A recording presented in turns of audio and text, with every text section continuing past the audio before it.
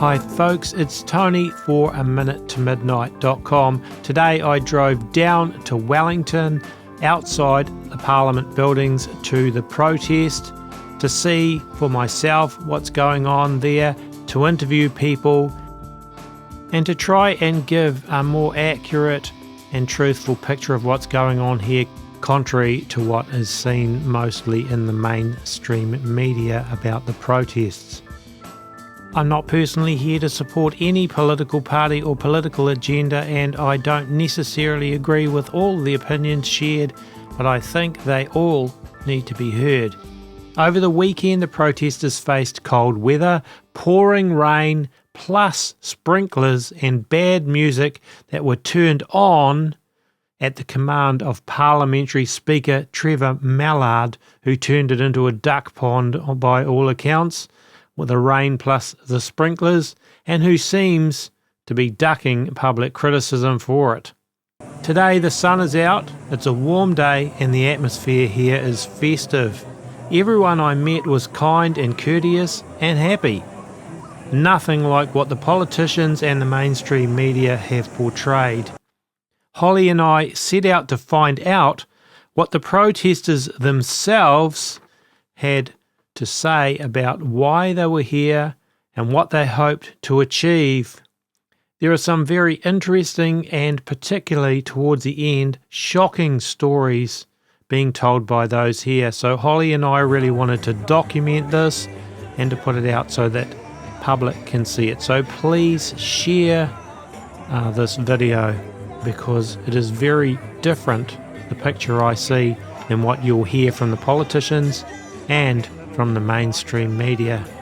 It's hard for me to say exactly how many people were there. If I was to hazard a guess, I would say that it's, well, more than just hundreds, probably 2,000 or 3,000 people, and I'm sure people come and go as well, so they're probably not all constantly there, but some of them have been there the whole way through this protest. So I'm outside Parliament here and I'm talking to Don. Don, what brings you here to Parliament to the protest today?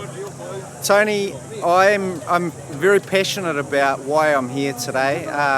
There's, I suppose, a few motivating factors for me is one, my adult children lost their jobs. They were mandated. My daughter Grace was a support worker. She lost her job because she chose not to get the jab. My son-in-law lost his job because he chose not to get the jab, and he was a crane driver. Timothy Renee Van Delden, man. Timothy, how long have you been here? I've stayed 2 nights. I've come up from Oamaru in the South Island. That's a long way up. Yep. So I'm asking Vicky, why are you here at the protest? I am a mother and a grandmother, a newly appointed grandmother, and I tell you what, I am not happy. Kate, why are you here at the protest? I see an interesting slogan written on the back of your shirt. Well, I was a physio for 20 years and I believe in pro-choice. I'm here with Johnny. Johnny, what brings you to the protest in Wellington? I've come to stand up for my children. Tiffany, why are you here? Well, I'm here. I work for the Department of Corrections, 12 years, getting mandated. Murray, what brings you to Wellington? Just to be a part of this wonderful movement and these wonderful people. So I've got one more question to ask you, Don. Do you think that the media has been giving a fair and balanced reporting about this protest? Absolutely not. Claire, what brings you to this protest in Wellington? Well, I feel that this is what we need to be doing. No mandates, free choice, and health for everybody. I've got no doubt in my mind that it's definitely a global agenda, especially in the Western world. Who's behind the agenda?